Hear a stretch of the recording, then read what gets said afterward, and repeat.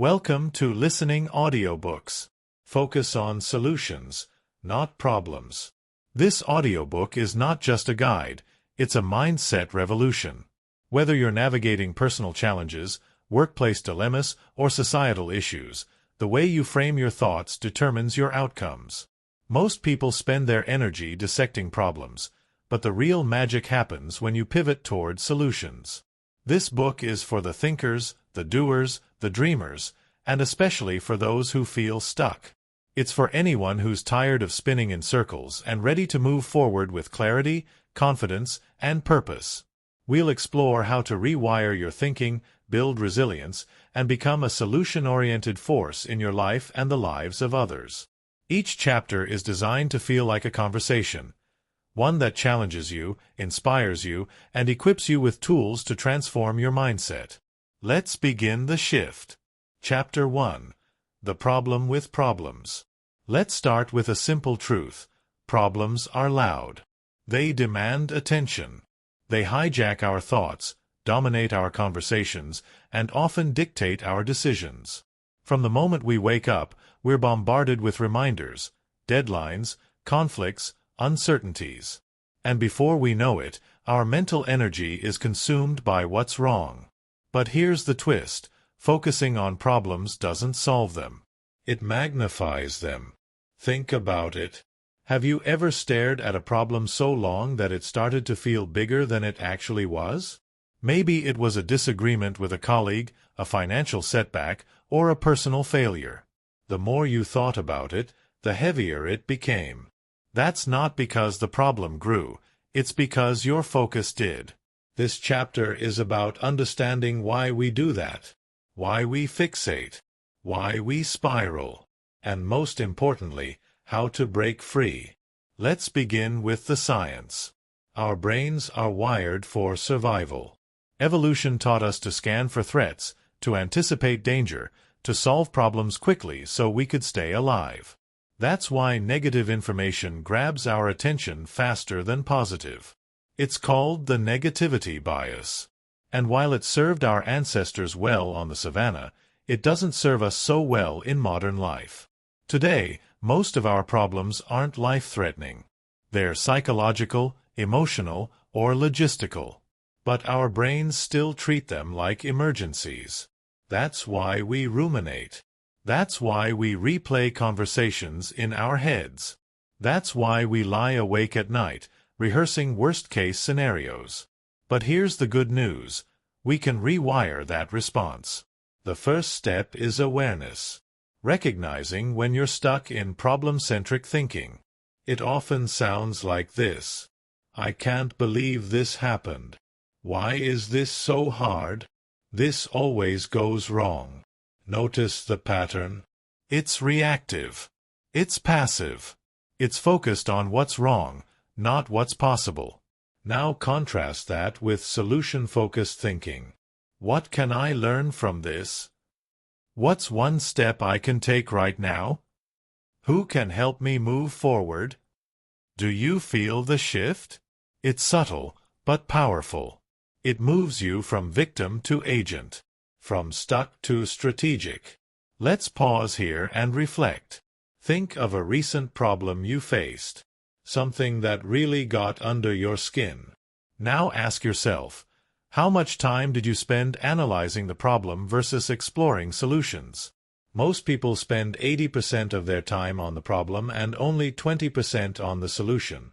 What if you flipped that ratio?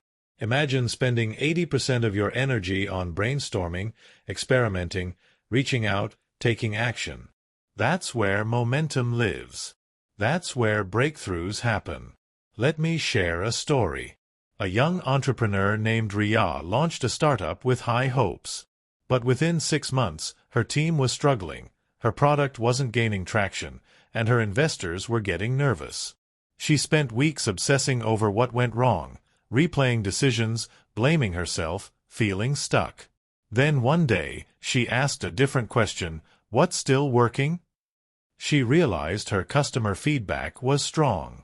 Her team was passionate. Her vision was intact. She shifted her focus from what failed to what could be salvaged. Within weeks, she pivoted her strategy, doubled down on her strengths, and turned the business around. The problem didn't disappear, but her perspective did, and that changed everything. Now, let's talk about the emotional toll of problem-focused thinking. When you dwell on problems, your stress levels rise. Cortisol floods your system. Your creativity shuts down. You become reactive instead of proactive. And over time, this erodes your confidence. But when you focus on solutions, something remarkable happens. Your brain releases dopamine, the motivation molecule. You feel energized. You become curious. You start seeing possibilities instead of limitations. This isn't just psychology, it's chemistry. And you can trigger it by choice. So how do you start? Here are 3 practices to shift your focus. 1. Catch yourself early. The moment you notice yourself spiraling into problem mode, pause. Take a breath. Label the thought. Say, I'm focusing on the problem right now. That awareness is the first pivot. 2. Ask better questions. Instead of, why is this happening to me? Ask, what can I do about this? Instead of, what's wrong? Ask, what's next? Your questions shape your mindset. 3. Take micro-actions. Solutions don't have to be grand. Sometimes, sending one email, making one call, or writing down one idea is enough to break the inertia. Action creates clarity. Let's be clear. Problems aren't the enemy. They're part of life. But your relationship with them determines your experience. You can either be consumed by them or catalyzed by them. And that choice begins with focus. As we move into the next chapter, we'll explore how to reframe reality, how to take the same situation and see it through a different lens. Because often, the solution isn't out there. It's in how you see. So take a moment. Reflect on your current challenges. And ask yourself, am I feeding the problem or am I fueling the solution? That's the shift. And it starts now. Chapter 2. Reframing Reality. Let's begin with a simple but powerful idea. Reality isn't fixed. It's filtered. 2 people can experience the same event and walk away with completely different interpretations. One sees failure. The other sees feedback. One feels defeated. The other feels challenged. What's the difference? It's not the event, it's the lens.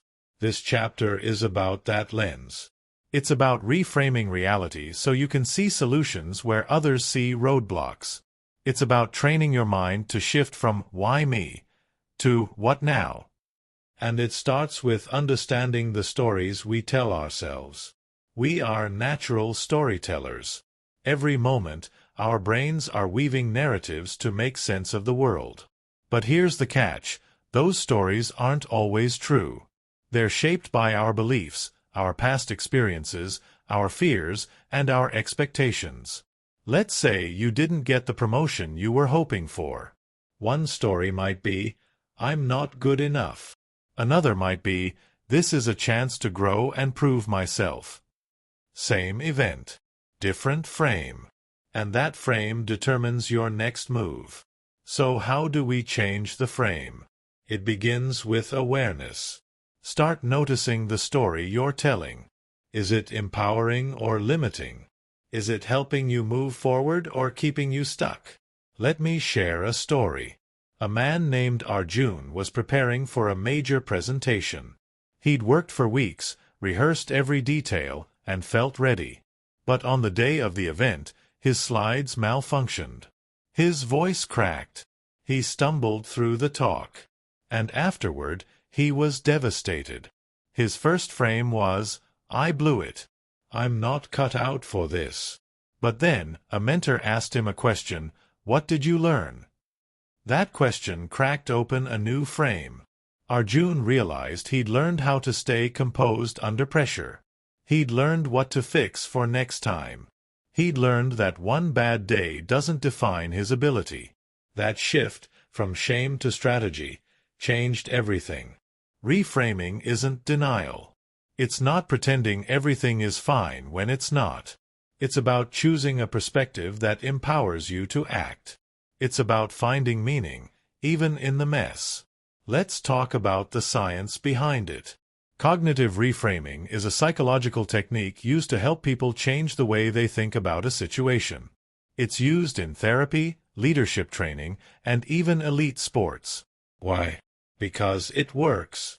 When you reframe, you activate different neural pathways. You move from the emotional centers of the brain to the rational, problem-solving areas. You calm your nervous system. You regain control. And here's the best part. You can practice it. Here are 3 reframing techniques you can use right now. 1. The "what else could this mean?" technique. When something goes wrong, ask yourself, what else could this mean? Instead of jumping to the worst conclusion, explore other possibilities. Maybe the delay is giving you time to prepare better. Maybe the rejection is redirecting you to something greater. 2. The future frame technique. Zoom out. Imagine yourself 1 year from now, looking back on this moment. What will you have learned? How will this challenge have shaped you? This technique helps you see the long game and reduces the emotional intensity of the present. 3. The gratitude frame technique. Even in difficulty, there's something to be grateful for. Maybe it's the lesson.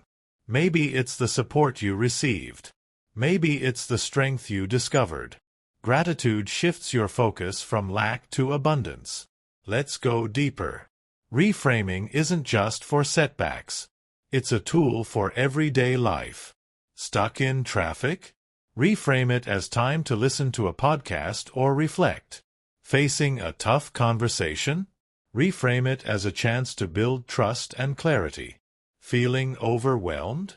Reframe it as a sign that you're growing and stretching. These small shifts create big changes. They reduce stress. They boost creativity.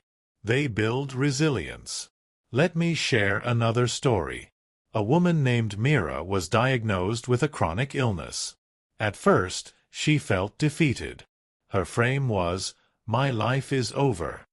But over time, she began to reframe. She saw the diagnosis as a wake-up call. She changed her lifestyle. She deepened her relationships. She started writing to help others. Her illness didn't disappear, but her identity transformed. She became a source of strength, not just for herself, but for others. That's the power of reframing. It doesn't erase the challenge. It elevates your response. Now, let's talk about how to build a reframing habit. Start with journaling. Each day, write down one challenge and reframe it. Ask yourself, what's the opportunity here? What's the lesson? What's the next step? Next, surround yourself with reframers. People who see possibility. People who challenge your perspective. People who ask better questions. Their mindset will rub off on you. And finally, practice self-compassion. Reframing isn't about being perfect. It's about being curious. It's about giving yourself permission to grow. As we wrap up this chapter, I want you to remember this. You are not your circumstances. You are the lens through which you see them, and that lens is yours to shape.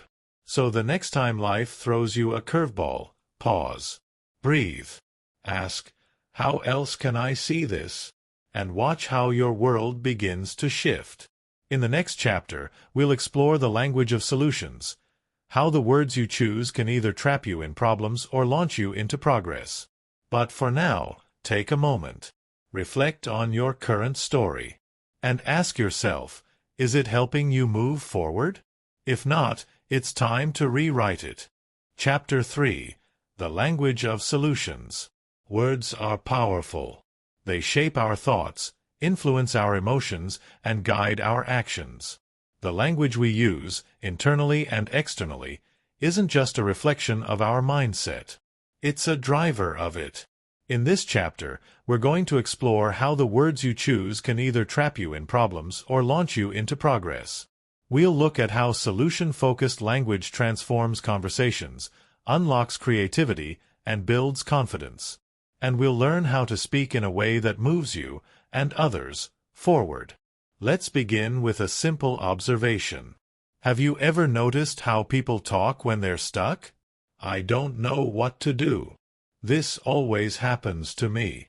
There's no way out of this. It's the language of limitation. It's passive, heavy, and often absolute. It closes doors. It reinforces helplessness. And over time, it becomes a self-fulfilling prophecy. Now contrast that with solution-focused language. I'm figuring it out. This is a challenge, but I've faced worse. There's got to be a way, I just haven't found it yet. Do you feel the difference? It's subtle, but powerful. It's active. It's open. It's infused with possibility. This isn't just semantics, it's psychology. Research shows that the language we use affects our brain chemistry. Positive, proactive language activates the prefrontal cortex, the part of the brain responsible for decision-making, planning, and problem-solving. Negative, defeatist language activates the limbic system, our emotional center, which can trigger stress and fear. In other words, your words shape your brain's response, and that response shapes your reality. Let's talk about internal language first, the way you speak to yourself. Self-talk is constant. It's the running commentary in your mind. And it's often unconscious. But it matters. Imagine you're facing a tough situation. If your internal dialogue is, "I'm not good at this," your brain will look for evidence to support that belief. But if your self-talk is, "I'm learning how to handle this," your brain will start searching for strategies and solutions. Here's a simple practice. Catch your self-talk. When you hear yourself using problem-focused language, pause. Reframe it. Replace "I can't" with "I'm learning." Replace "this is impossible" with "this is challenging, but I'm capable." It might feel awkward at first, but over time, it rewires your mindset. Now let's talk about external language, the way you speak to others. Solution-focused communication is a game-changer in relationships, teams, and leadership. It builds trust. It fosters collaboration. And it creates momentum. Let me share a story. A manager named Dev was leading a team through a difficult transition. Morale was low. Deadlines were tight. And every meeting felt like a complaint session. Dev decided to shift the language. Instead of asking, "What's wrong?" he started asking, "What's working?" Instead of saying, "We have a problem," he said, "We have an opportunity to improve." At first, the team resisted. They were used to venting.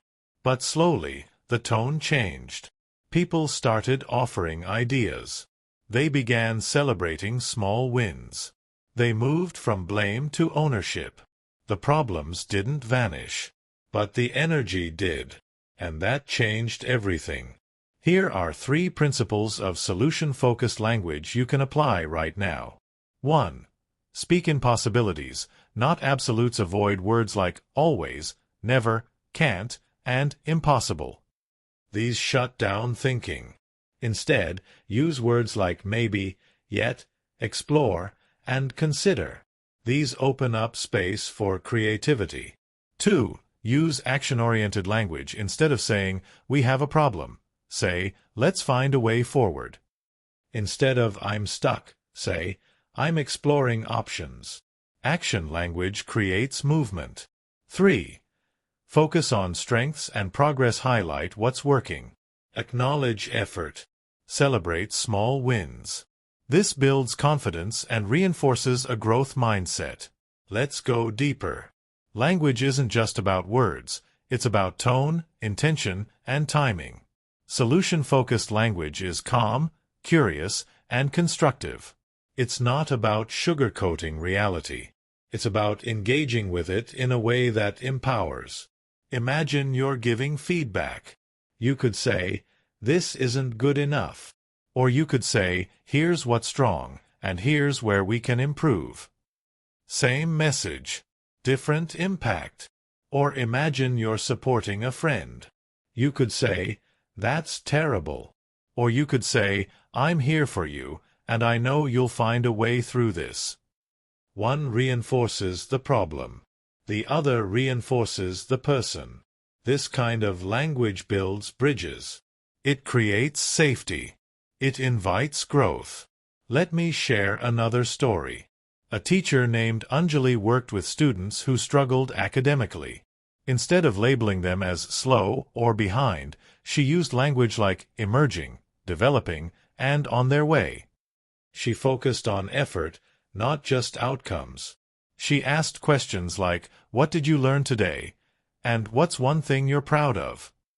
Her students began to believe in themselves. They took more risks. They asked for help. They improved, not just in grades, but in confidence. That's the power of language. It doesn't just describe reality, it shapes it. So how do you build a habit of solution-focused language? Start with awareness. Notice your words. Notice your tone. Notice your impact. Then, practice daily. Choose one conversation each day to intentionally use solution-focused language. It could be with a colleague, a friend, or even yourself. And finally, reflect. At the end of the day, ask, "Did my words move me forward or hold me back?" As we wrap up this chapter, I want you to remember this. Your words are tools. Use them to build, not break. Use them to lift, not limit. Use them to create, not complain. Because when you speak in solutions, you start living in them. In the next chapter, we'll explore the power of questions. How asking the right ones can unlock clarity, creativity, and action. But for now, take a moment. Listen to your language. And ask yourself, is it leading you toward the life you want? If not, it's time to change the conversation. Chapter 4. The Power of Questions. Let's begin with a bold statement. The quality of your life is shaped by the quality of your questions. Questions are not just tools for gathering information. They're instruments of transformation. They direct your focus, unlock your creativity, and determine your trajectory.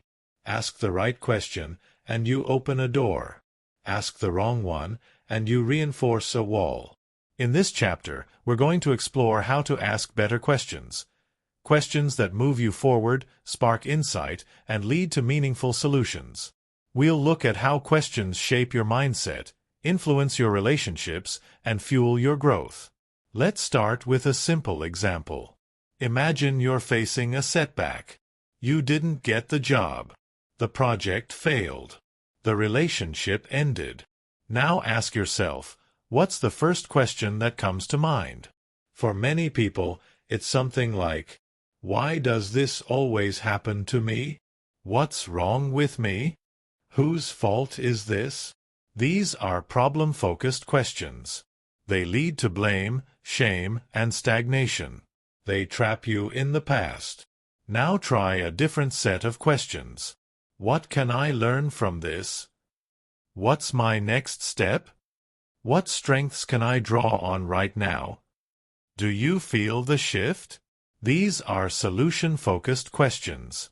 They lead to insight, action, and growth. They move you into the future. This is the power of questions.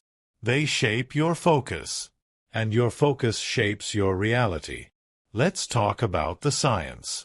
Questions activate a part of the brain called the reticular activating system. It's like a filter. It decides what information to pay attention to. When you ask a question, your brain starts searching for answers, even subconsciously. So if you ask, "Why am I such a failure?" your brain will look for evidence to support that belief. But if you ask, "What's one thing I did well today?" your brain will start scanning for success. Your questions create your lens, and that lens determines what you see. Let me share a story. A young athlete named Rohan was struggling with performance anxiety. Every time he stepped onto the field, his mind flooded with questions like, "What if I mess up?" and "What will people think?" His coach noticed and taught him to reframe his questions. Before each game, Rohan began asking, "What's one thing I'm excited to try today?" and "How can I support my team?" The shift was dramatic. His anxiety decreased. His focus improved. And his performance soared. The questions didn't just change his mindset, they changed his experience. Now let's talk about how questions shape relationships. In conversations, questions are bridges. They invite connection. They signal curiosity. They create space for understanding. But not all questions are equal. Imagine a manager asking an employee, "Why are you always late?" That question feels accusatory. It triggers defensiveness. Now imagine the same manager asking, "Is there something getting in the way of your schedule?" That question feels supportive. It invites dialogue. Or imagine a parent asking a child, "What's wrong with you?" versus, "What's going on for you right now?" One shuts down. The other opens up. This is the art of inquiry. It's not just about what you ask, it's about how and why you ask it. Here are 3 principles for powerful, solution-focused questions. 1. Ask open-ended questions, avoid yes or no questions. Instead, ask questions that invite reflection and exploration. What's possible here? What would success look like? What's one thing you can try? 2. Focus on the future, not the past. Instead of dwelling on what went wrong, ask about what comes next. What's your next move? How can we improve this? What do you want to create? 3. Center on strengths and resources. Ask questions that highlight what's working. What are you proud of? What's helped you in the past? Who can support you? Let's go deeper. Questions are also powerful tools for self-coaching. You don't need a therapist or mentor to start shifting your mindset. You just need a notebook and a few good questions. Here's a simple daily practice. Each morning, ask yourself, "What am I grateful for today? What's one thing I want to accomplish? What strength will I use to get there?" And each evening, ask, "What did I learn today? What went well? What can I improve tomorrow?" These questions create a rhythm of reflection and growth. They build self-awareness. They reinforce progress. Let me share another story. A woman named Kavita was navigating a major life transition. She'd left a long-term job and wasn't sure what came next. She felt lost, overwhelmed, and uncertain. Instead of spiraling, she started journaling. Each day, she asked herself, "What do I value most? What kind of impact do I want to make? What small step can I take today?" Over time, her clarity grew. She discovered a passion for coaching. She built a new career. And it all started with better questions. That's the beauty of inquiry. It doesn't demand answers right away. It creates space for them to emerge. So how do you build a habit of powerful questioning? Start with intention.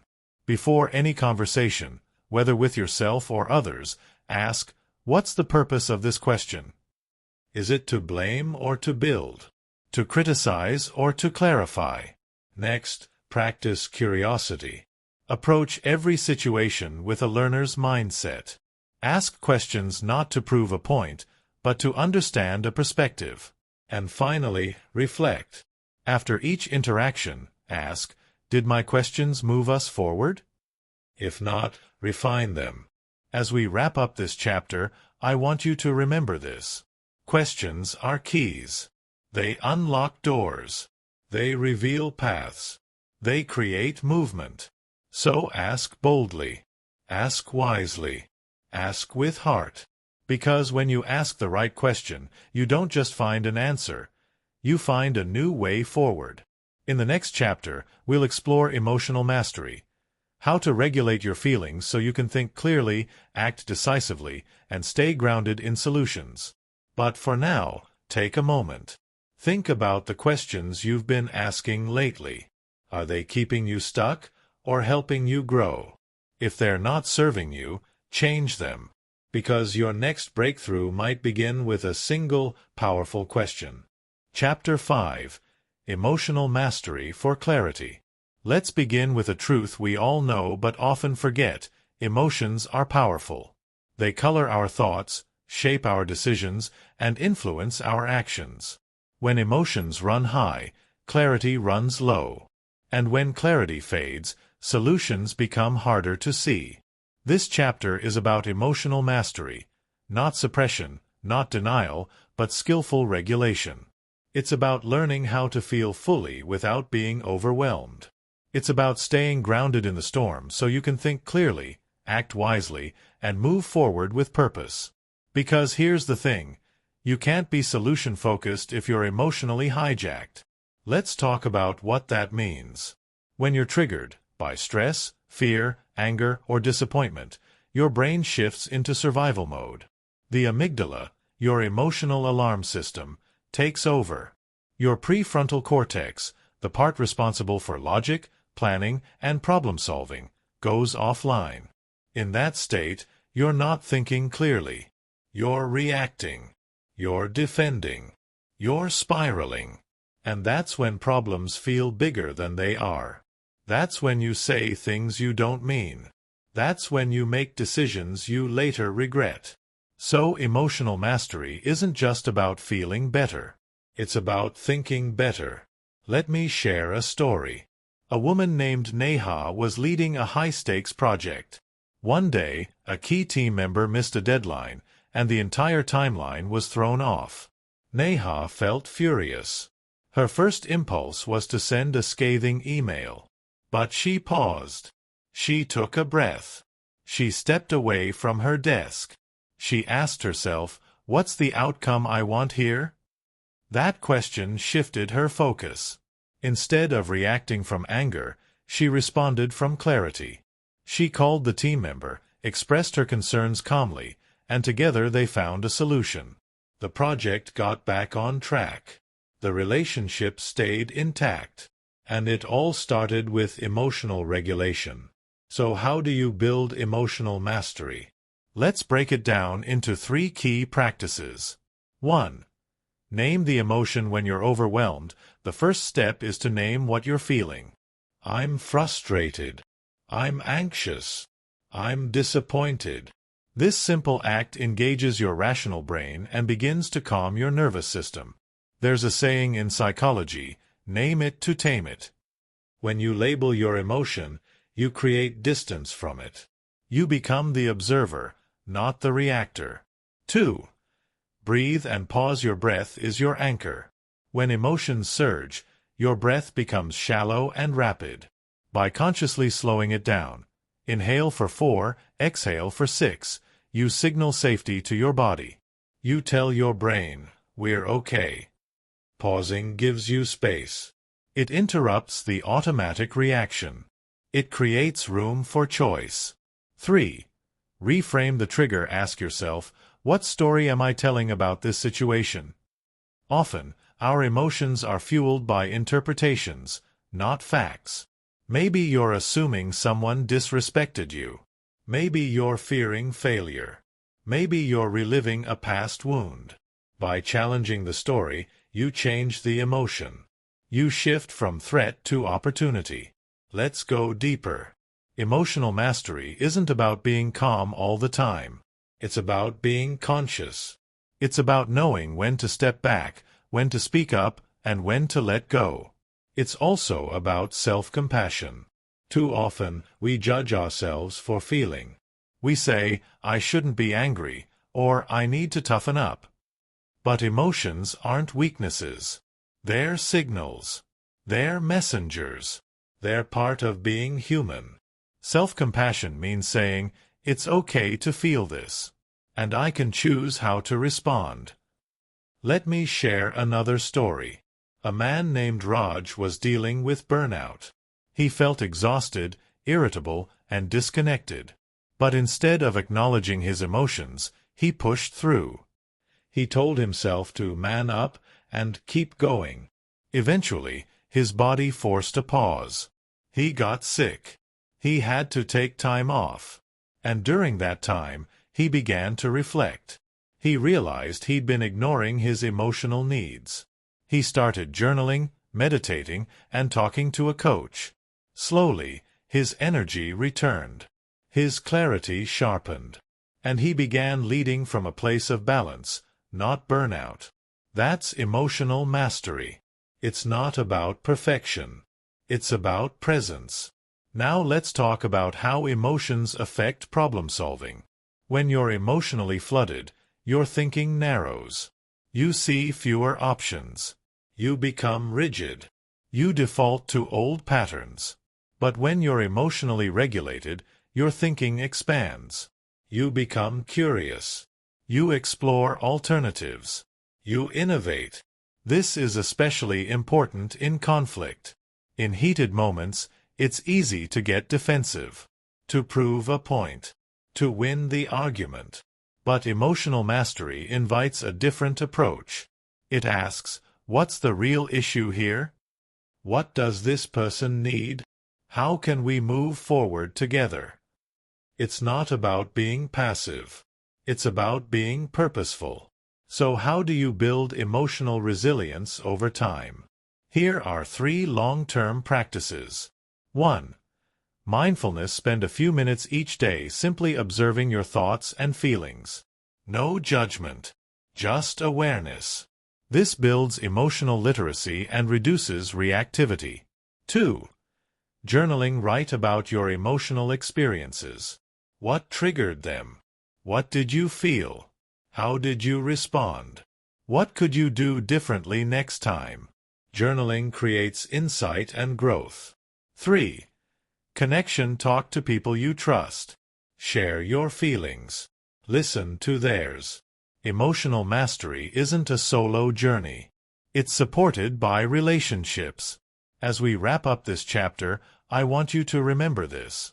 Emotions are not obstacles to clarity. They're gateways to it if you learn to navigate them. So the next time you feel overwhelmed, don't suppress it. Don't explode. Pause. Breathe. Name it. Reframe it. And choose your response. Because clarity isn't found in the absence of emotion. It's found in the mastery of it. In the next chapter, we'll explore how to build a solution-oriented culture. How teams, families, and communities can thrive when they shift their focus from problems to possibilities. But for now, take a moment. Reflect on your emotional habits. Are they helping you think clearly? Are they guiding you toward solutions? If not, it's time to make the shift. Because emotional mastery isn't just a skill, it's a superpower. Chapter 6. Building a Solution-Oriented Culture. Let's begin with a vision. Imagine walking into a room where people don't just talk about what's broken, they talk about what's possible. Where challenges spark creativity, not complaints. Where setbacks are met with curiosity, not blame. Where every voice feels heard, and every idea has a chance. That's a solution-oriented culture. And it's not just a dream, it's a choice. In this chapter, we're going to explore how to build that kind of culture, whether it's in your workplace, your family, your classroom, or your community. We'll look at the principles, the practices, and the mindset shifts that turn groups into growth engines. Because here's the truth. Culture isn't created by slogans or policies. It's created by conversations, by habits, by the way people show up day after day. Let's start with the workplace.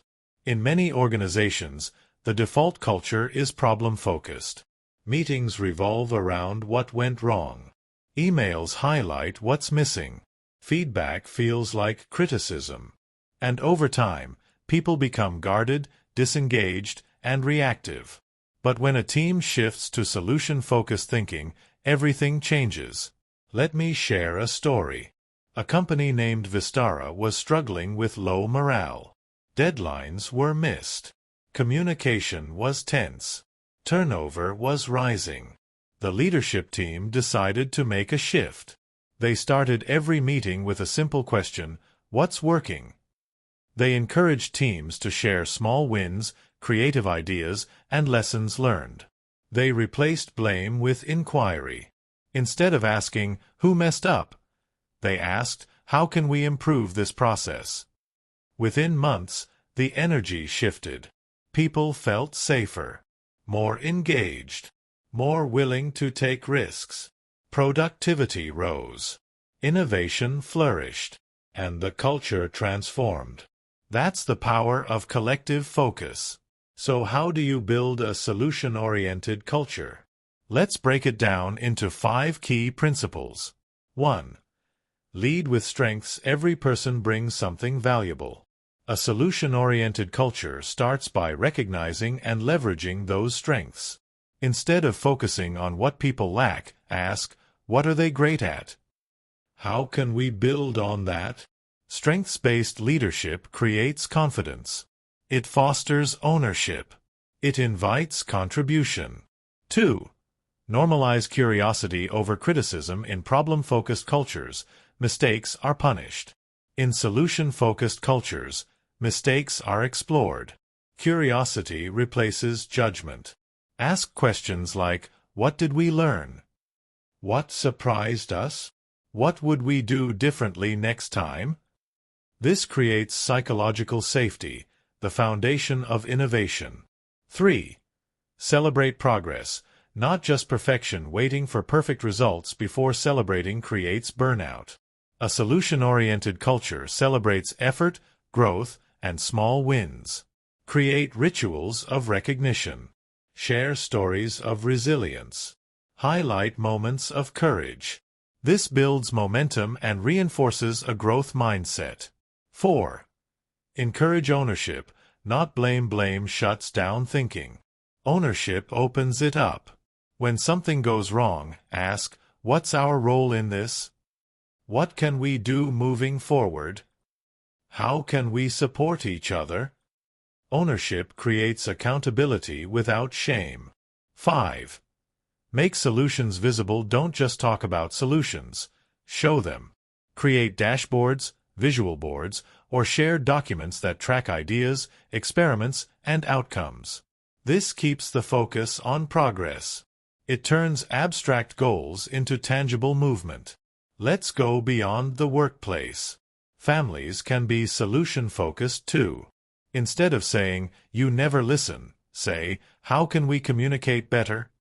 Instead of, "You're always late," say, "What can we do to make mornings smoother?" These shifts reduce conflict. They build connection. They teach emotional intelligence. Or consider classrooms. Teachers who focus on solutions create environments where students feel safe to fail, explore, and grow. They ask questions like, what strategy helped you solve that problem? What's one thing you're proud of today? How can we support each other as learners? Students in these environments develop resilience, curiosity, and confidence. And what about communities? Solution-oriented communities don't just complain about issues, they organize around them. They ask, what resources do we have? Who can we collaborate with? What's one small step we can take today? They turn frustration into action. They turn division into dialogue. Let me share another story. In a neighborhood facing rising crime, residents felt helpless. Meetings were filled with anger and blame. Nothing changed. Then a local leader shifted the conversation. She asked, what's one thing we can do to make this place feel safer? Ideas poured in: better lighting, youth programs, community patrols. People volunteered. Partnerships formed. And slowly, the neighborhood transformed. It didn't happen overnight. But it started with a question. A shift in focus. A belief in possibility. So how do you sustain a solution-oriented culture? Here are 3 long-term practices. 1. Model it daily. Culture is contagious. When you speak in solutions, others follow. When you ask better questions, others reflect. When you celebrate progress, others feel seen. Be the example. Be the spark. 2. Create shared language. Use phrases like, "What's working?" "What's possible?" "What's next?" Make them part of your team's vocabulary. Language shapes culture. 3. Reflect and refine. Regularly ask, are we staying solution-focused? Where are we slipping into blame or stagnation? How can we realign? Culture is a living thing. It needs attention, intention, and care. As we wrap up this chapter, I want you to remember this. You don't need a title to shape culture. You just need a voice, a mindset, a commitment to possibility. Because when you shift the focus from problems to solutions, you don't just change conversations, you change outcomes. In the next chapter, we'll explore the role of vision and purpose, how having a clear why fuels solution-oriented action and keeps you grounded in what matters most. But for now, take a moment. Look at the cultures you're part of, your team, your family, your community. Ask yourself, are we focused on what's broken or on what's possible? If it's the former, you have the power to shift it. Because culture isn't built by chance, it's built by choice. Chapter 7. The Role of Vision and Purpose. Close your eyes for a moment. Imagine standing at the edge of a vast ocean. The waves are crashing, the horizon stretches endlessly, and you feel both small and infinite. That feeling, that mix of awe and clarity, is what vision does to the human spirit. Vision isn't just a goal. It's a gravitational force. It's the why behind the what. It's the compass that keeps you moving when the map changes. And purpose? Purpose is the fuel. It's the fire in your belly. The reason you care. The reason you persist. In this chapter, we're going to explore how vision and purpose shape not just your journey, but the way you walk it. We'll look at how to discover them, how to articulate them, and how to live them in a way that transforms everything around you. Let's begin with a truth. People don't burn out because they're working too hard. They burn out because they've lost sight of why they're working. When you're connected to purpose, effort feels meaningful. Challenges feel like stepping stones. Time expands. Energy flows. But when you're disconnected, even small tasks feel heavy. You start asking, what's the point? And that question, left unanswered, erodes motivation. So how do you find your purpose? It starts with listening. Not to the noise of expectations. Not to the pressure of comparison. But to the quiet voice inside, the one that whispers when you're doing something that matters. The one that lights up when you're in flow. The one that says, this is it. Purpose often hides in plain sight. It's in the moments when you feel most alive, most useful, most connected. Ask yourself, what activities make me lose track of time? When do I feel most proud of myself? What problems do I feel called to solve? Who do I want to serve, and why? These questions aren't just reflective, they're revealing. They point you toward the intersection of passion, skill, and impact. Now let's talk about vision. If purpose is the fuel, vision is the destination. It's the picture of what could be, the future you're building toward, the legacy you want to leave. Vision is powerful because it creates alignment. It helps you say yes to the right things and no to the distractions. It gives your team a shared direction. It turns chaos into clarity. Let me share a story. A young entrepreneur named Riya started a social enterprise to provide clean water to rural villages. Her vision wasn't just about installing filters, it was about dignity, health, hope. She painted a vivid picture. Children drinking safely from taps, mothers no longer walking miles for water, communities thriving. That vision became her North Star. It guided her decisions. It rallied her team. It attracted partners. And even when funding was tight or logistics failed, that vision kept her going. Because when you can see it, you can build it. So how do you craft a compelling vision? Here's a simple framework. 1. Make it personal. Your vision should reflect your values, your experiences, your dreams. Don't borrow someone else's. Own yours. 2. Make it vivid. Use sensory language. Describe what success looks like, feels like, sounds like. The more tangible it is, the more magnetic it becomes. 3. Make it shared. If you're leading a team, involve them. Ask, what future excites us? What impact do we want to have? Co-create the vision. 4. Make it actionable. Break it down into milestones. What does progress look like in 6 months? In a year? In 5 years? Vision without steps is just a dream. Now let's connect vision and purpose to solution-oriented thinking. When you're clear on your purpose, you stop reacting. You start responding. You stop chasing validation. You start creating value. You stop fearing failure. You start learning from it. And when your vision is strong, you don't get stuck in problems. You rise above them. You see setbacks as detours, not dead ends. You stay focused on the bigger picture. This is especially powerful in leadership. Leaders who communicate vision and purpose don't just manage, they inspire. They create cultures of meaning. They help people see how their work matters. Instead of saying, we need to hit this target, they say, here's the impact we're creating. Instead of saying, do your job, they say, let's build something extraordinary. And that shift, from task to purpose, is what turns teams into movements. Let's bring this home. You don't need a grand mission statement to live with purpose.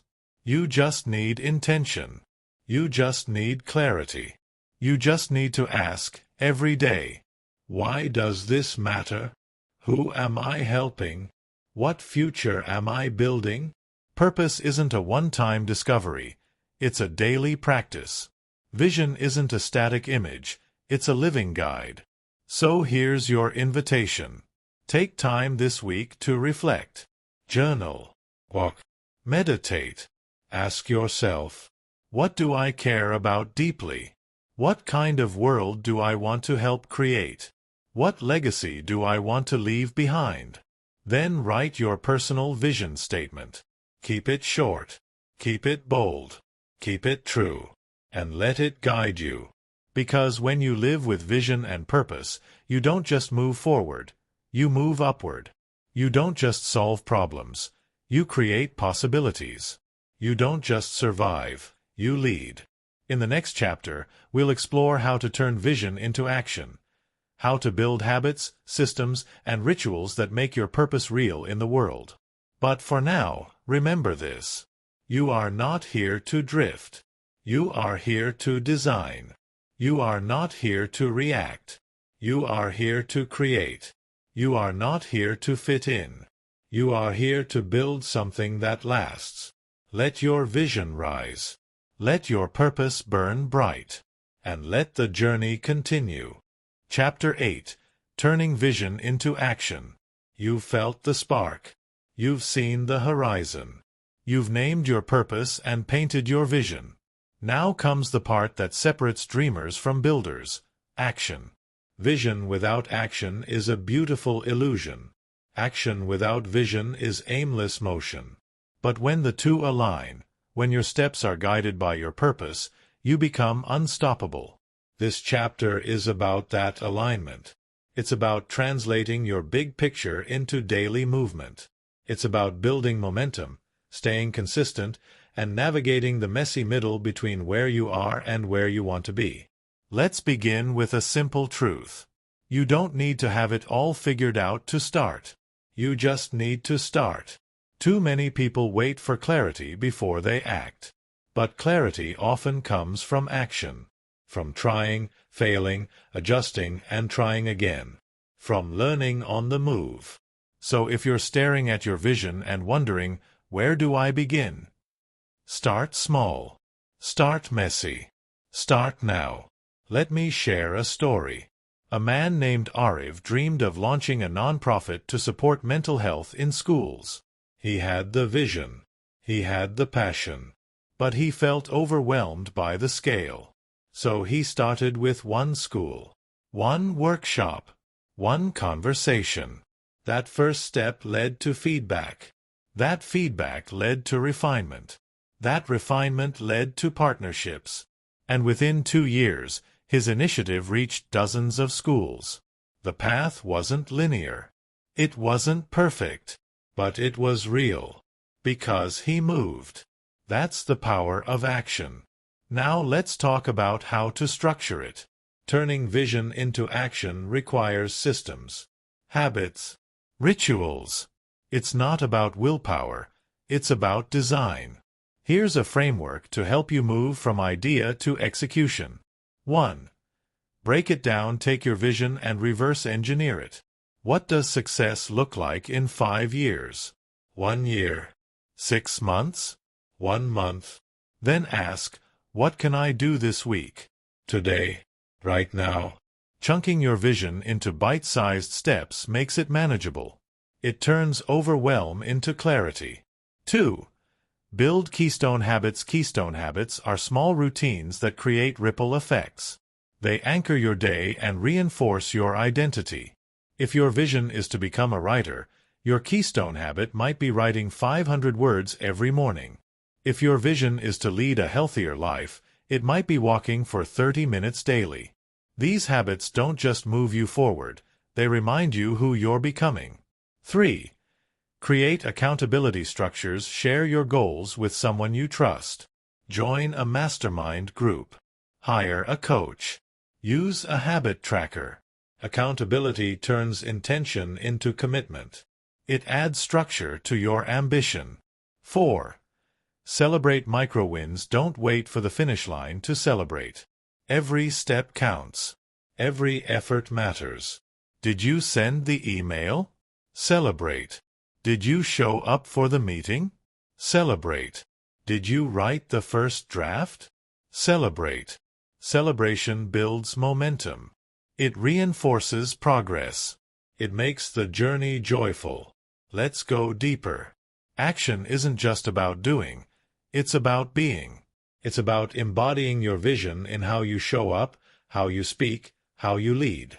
Ask yourself, am I living my values today? Am I making decisions that align with my purpose? Am I treating others in a way that reflects my vision? This kind of integrity creates trust. It attracts allies. It builds legacy. Let me share another story. A woman named Priya wanted to become a public speaker. Her vision was clear, to inspire young women to lead boldly. But she was terrified of speaking. So she started small. She joined a local Toastmasters group. She practiced in front of friends. She recorded herself and reviewed the footage. Each step built confidence. Each action reinforced her identity. And within a year, she was speaking on national stages. Her transformation wasn't just external, it was internal. She didn't just chase her vision, she became it. Now let's talk about obstacles. Every vision meets resistance. Doubt. Delay. Distraction. That's normal. That's part of the process. The key is to expect it and prepare for it. Here are 3 strategies to stay on track. 1. Reconnect to your why. When motivation fades, revisit your purpose. Read your vision statement. Reflect on who you're serving. Remind yourself why it matters. Purpose reignites passion. 2. Adjust. Don't abandon if a strategy isn't working. Tweak it. Pivot. Experiment. But don't give up on the vision. Flexibility is strength. Rigidity is fragility. 3. Surround yourself with builders. Spend time with people who take action. who dream big and move fast, who challenge you and cheer for you. Energy is contagious. Choose wisely. Let's bring this home. Turning vision into action is not a one-time event. It's a lifestyle. It's a daily decision to move, to build, to become. It's waking up and asking, what's one thing I can do today to move closer? What's one conversation I can have? What's one risk I can take? And then doing it. Not perfectly, not dramatically, but consistently. Because consistency compounds. Effort adds up. And over time, the gap between vision and reality disappears. As we wrap up this chapter, I want you to remember this. You don't need to be fearless to act. You just need to be willing. You don't need to be ready. You just need to begin. Because action is the bridge. It's the proof. It's the transformation. In the next chapter, we'll explore how solution-focused thinking builds resilience, how to bounce back stronger, wiser, and more determined when life throws you off course. But for now, take a moment. Look at your vision. Then look at your calendar. Is there alignment? If not, make a shift. Schedule the step. Start the habit. Send the message. Because your vision deserves motion. And your future begins now. Chapter 9. Resilience through solutions. Life doesn't ask for permission before it tests you. It throws curveballs. It shifts the ground beneath your feet. It challenges your plans, your patience, and sometimes your sense of self. But here's the truth. Resilience isn't about enduring pain. It's about transforming it. It's not about being tough. It's about being resourceful. This chapter is about building resilience through solutions. It's about shifting from "why is this happening to me?" to "what can I do with this?" Because when you become solution-focused, you stop being a victim of circumstance. You become a creator of outcomes. Let's begin with a mindset shift. Most people think resilience is about bouncing back. But the most powerful form of resilience is bouncing forward. It's using adversity as fuel. It's turning setbacks into setups. It's asking, what is this teaching me? Instead of why me? Let me tell you about someone who embodied this. Ravi was a young entrepreneur whose startup failed within its first year. He lost money, confidence, and direction. For weeks, he spiraled in self-doubt. But then he did something powerful. He reframed the failure. He asked, what did this teach me about leadership? About product-market fit? About myself? He wrote down every lesson. He reached out to mentors. He started again, with more clarity, humility, and grit. His second venture didn't just succeed, it thrived. Because he didn't just recover. He evolved. That's resilience through solutions. Now let's talk about how to build it. Here's a framework I call the SOLVE method. S. Shift the story. When adversity hits, your first battle is internal. It's the story you tell yourself. Instead of "I failed," say "I learned." Instead of "this is the end," say "this is a pivot point." Instead of "I'm stuck," say "I'm being redirected." Your story shapes your strength. Choose a narrative that empowers you. O. Observe without judgment. Step back. Zoom out. Look at the situation objectively. What are the facts? What are the emotions? What are the assumptions? This pause creates clarity. It separates reaction from response. When you observe without judgment, you create space for insight. L. List possible solutions. Brainstorm. Don't censor. Don't overthink. Just list. What are 5 things you could try? Who could you talk to? What resources could you tap? Solutions love movement. Even imperfect ideas can lead to breakthroughs. V. Validate and act. Pick one solution. Test it. Learn from it. Iterate. Resilience isn't built in theory, it's built in motion. Validate your ideas through action. Let feedback guide you. Let progress fuel you. Elevate the lesson. Once you've moved through the challenge, extract the wisdom. What did you learn about yourself? About others? About the process? Write it down. Share it. Teach it. Elevating the lesson turns pain into purpose. Let's go deeper. Resilience isn't just about solving problems. It's about solving them with grace. It's about emotional agility. About staying grounded when everything feels chaotic. Here are 3 practices to cultivate emotional resilience. 1. Name the emotion when you feel overwhelmed. Name it. I feel anxious. I feel disappointed. I feel uncertain. Naming the emotion reduces its grip. It brings awareness. It invites compassion. 2. Breathe through it. Your breath is your anchor. When stress rises, slow your breath. Inhale deeply. Exhale slowly. This calms your nervous system. It restores clarity. It reconnects you to the present. 3. Ask empowering questions instead of, "Why is this happening?" Ask, "What can I learn from this? What's within my control? Who can help me navigate this?" Empowering questions shift your focus from problem to possibility. Let me share another story. Mira was a corporate leader who faced a sudden layoff. Her identity was tied to her role. Her confidence shattered. But she chose to respond with curiosity. She asked herself, "What have I always wanted to explore but never had time for?"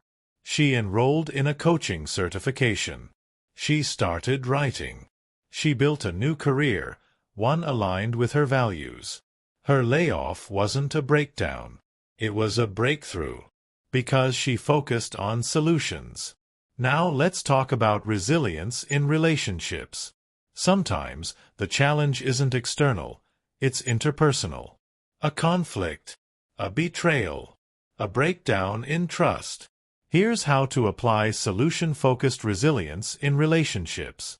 Listen to understand, not to defend. Ask, what's really going on beneath the surface? Own your part. Accountability builds bridges. Blame burns them. Focus on the future. Instead of rehashing the past, ask, what do we want moving forward? Resilient relationships aren't perfect. They're honest. They're adaptive. They're built on mutual growth. Let's bring this home. Resilience isn't a trait you're born with. It's a skill you build, a muscle you strengthen, a mindset you choose. And the most powerful way to build it is through solutions. Because when you focus on what you can do, rather than what you can't, you reclaim your power. You become the author of your response, the architect of your comeback, the leader of your life. So the next time life throws you off course, pause. Breathe. What's the opportunity here? What's one step I can take? What's the lesson I'll carry forward? Then take that step. Not perfectly, not fearlessly, but intentionally.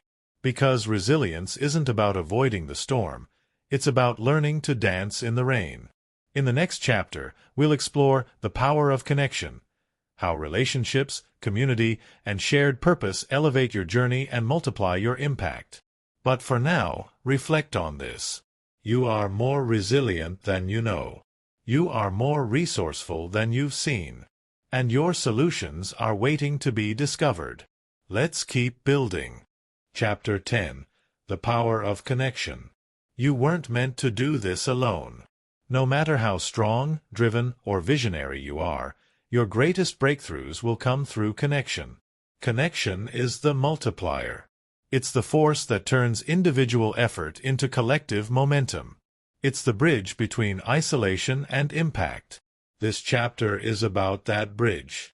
It's about the people who walk beside you, challenge you, lift you, and remind you who you are when you forget. It's about building relationships that nourish your purpose and expand your reach. Because transformation isn't just personal, it's relational. Let's begin with a truth that's often forgotten. Success is rarely a solo act. Behind every great achievement is a web of support. Mentors, collaborators, friends, even critics who sharpen your clarity. Think of any visionary you admire. Their journey was shaped by others, by conversations, encouragement, feedback, and shared dreams. So if you're building something big, don't just ask, "What do I need to do?" Ask, "Who do I need to connect with?" Let me share a story. Anjali was a young artist with a powerful message but limited reach. She painted in solitude, posted online, and waited for recognition. One day, she joined a local creative collective. She shared her work. She listened to others. She collaborated on a mural project. That connection changed everything. Her art evolved. Her confidence grew. Her audience expanded. And most importantly, she felt seen. Because connection isn't just about networking, it's about belonging. Now let's talk about how to cultivate meaningful connections. Here's a framework I call the CIRCLE method. C. Choose intentionally. Not all connections are equal. Some drain you. Some distract you. Some elevate you. Be intentional. Surround yourself with people who align with your values, challenge your thinking, and celebrate your growth. Ask, "Who brings out the best in me?" Then lean in. Initiate with courage. Don't wait to be discovered. Reach out. Start the conversation. Share your story. Connection begins with vulnerability. With the courage to say, "Here's what I care about. What about you?" Most people are waiting for someone to go first. Be that someone. Relate authentically. Drop the mask. Speak from truth. Listen with presence. Authentic connection isn't built on performance. It's built on honesty. When you show up as you are, you invite others to do the same. C. Contribute generously. Give before you ask. Offer support. Share insights. Celebrate others. Generosity builds trust. It creates reciprocity. It turns acquaintances into allies. Ask, "How can I serve this person's journey?" Then do it. Learn continuously. Every connection is a classroom. Every conversation is a chance to grow. Ask questions. Seek feedback. Stay curious. Learning through others accelerates your evolution. Expand the ecosystem. Don't just build one-on-one relationships. Build communities. Host gatherings. Start groups. Create spaces where others connect. When you become a connector, your impact multiplies. Let's go deeper. Connection isn't just external. It's internal. It's the relationship you have with yourself. Are you kind to yourself? Do you listen to your inner voice? Do you honor your needs? Self-connection is the foundation. Without it, external relationships become performative. With it, they become powerful. Here are 3 practices to deepen self-connection. 1. Daily check-in. Ask yourself each morning, "How am I feeling? What do I need today?" This builds emotional awareness. It strengthens self-trust. 2. Inner dialogue audit. Notice how you speak to yourself. Is it critical or compassionate? Is it empowering or limiting? Your inner voice shapes your outer life. Choose words that uplift. 3. Celebrate yourself. Acknowledge your efforts. Honor your growth. Celebrate your wins, big and small. Self-celebration fuels confidence. It reinforces your worth. Now let's talk about connection in leadership. Whether you lead a team, a movement, or a family, Your ability to connect determines your influence. Here's how to lead through connection. Listen deeply. Don't just hear, understand. Ask, what's beneath the surface? Empathize openly. Feel with others. Validate their experience. Create psychological safety. Align purpose. Share the why. Invite others into the vision. Make it a shared mission. Connected leaders don't just direct, they inspire. They don't just manage, they empower. Let me share another story. Kabir was a manager struggling with team morale. Deadlines were missed. Tension was high. Instead of pushing harder, he paused. He held one-on-one conversations. He asked, "What's working? What's not? How can I support you?" He listened. He adjusted. He created space for ownership. Within weeks, the energy shifted. Engagement rose. Results followed. Because connection creates commitment. Let's bring this home. The power of connection isn't just in what it gives you, it's in what it unlocks in others. When you connect deeply, you become a catalyst. You awaken potential. You create ripples. So ask yourself, who do I need to reconnect with? Who inspires me, and have I told them? Who could benefit from my support today? Then act. Send the message. Make the call.